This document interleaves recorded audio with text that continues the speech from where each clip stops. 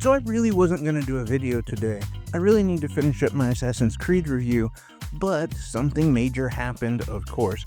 So I had to get on here, and honestly I should be happy, and I am, but there is a part of me that's a little annoyed because, God, there's just so much changing constantly. It's like at the drop of a dime, things change.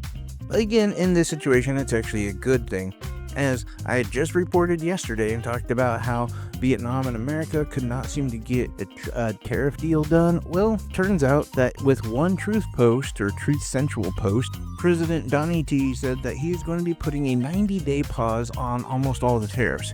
And yes, this actually includes the ones that are in Vietnam that have to do with the Nintendo Switch too. So as a lot of gamers are coming out and rejoicing and applauding this decision, while they're also getting ready for the pre-orders to drop, and honestly I think we're in a place where, yeah, that's probably gonna happen. I have heard some rumors or some buzz around the fact that Nintendo might still be holding off because the tariffs aren't permanent, and that they might actually be implemented later, and Nintendo is gonna want some sort of evidence that, hey, this is solid, this is concrete, we're not going to have to raise the price.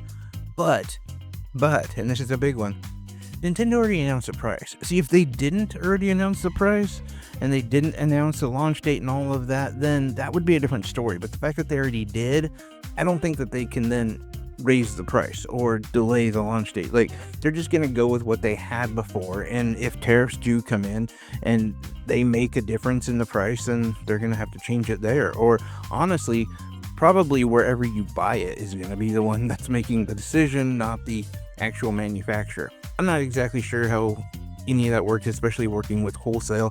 It sort of just depends on who, like, what outlet you deal with. As I said, as a person who has a lot of retail experience, we would usually just deal with the wholesalers themselves, not really the actual company, if that makes sense. Like, there's a middleman between a lot of that, at least one, and so you're dealing with them before you're dealing with the actual company. And that's probably what it's going to be for Nintendo is, hey, this is someone else's problem now. Once we get this thing shipped off and pushed off into America, then America can deal with it.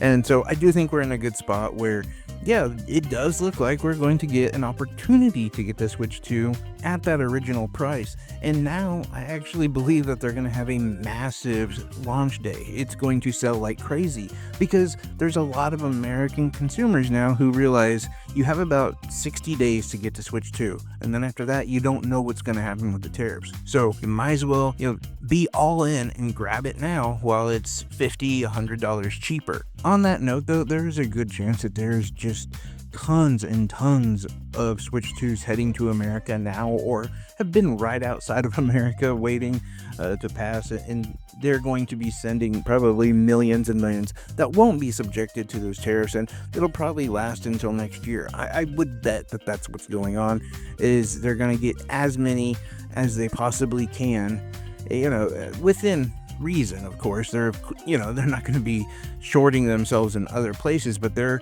instead of keeping a lot of their stock in Japan or in Vietnam or wherever they actually, the warehouses actually keep the stuff, they're probably going to try to keep it here, and a bunch of those things are going to be sold and moved and whatever. So we probably won't have to worry about the tariffs or anything for the next year, is ultimately what I'm saying. Like, I can't confirm that, but I can tell you that in most of the industries that I'm aware of, this is sort of what they've done.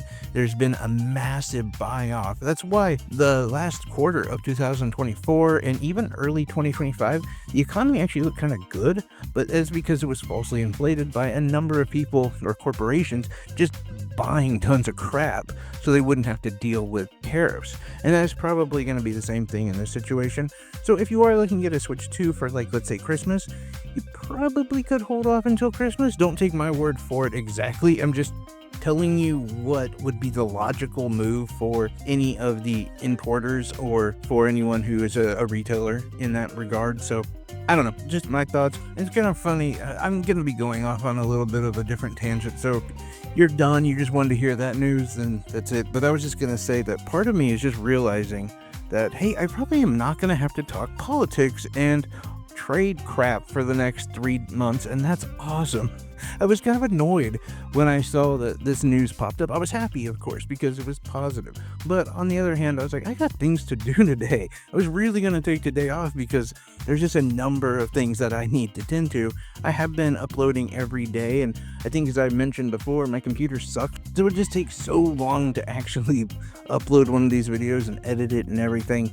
And, like I said, I had things to do. But I'm now realizing that the payoff of this is probably the last time I'm going to have to avoid certain topics or, not offend anybody. If you say something bad about this guy, then a bunch of people are offended. If you say something good about this guy, then a ton of people are offended. Which honestly is just kind of a weird thing for me. Like, I'm used to just speaking my mind no matter what it is. And even, like, if it's something I like. It's interesting.